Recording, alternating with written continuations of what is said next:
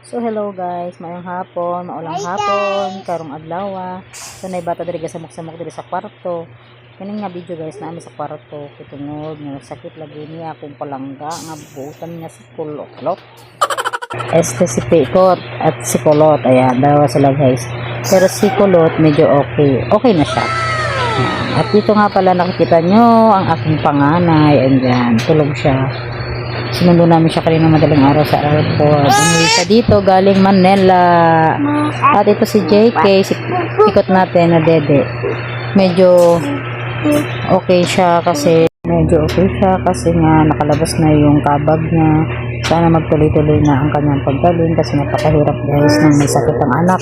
Pati tayong magulang, hindi makatulog, nag-iisip tayo, ano ba nangyayari, nag-aalala tayo.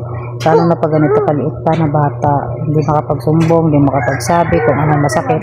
Kaya doble-doble ang kaba at problema talaga, lalo-lalo na pag mga katulad natin na wala tayong kapera-pera, nakakatakot. Ayoko namang maranasan ng anak ko na yung mga nararanasan ng iba kasi nga ang hirap talaga pag na-ospital. At yan, dumating si daddy namin, sinilip kami, naghanap siya ng tuwalya dahil yung babae namin, yung aking anak na babae ay nabibig.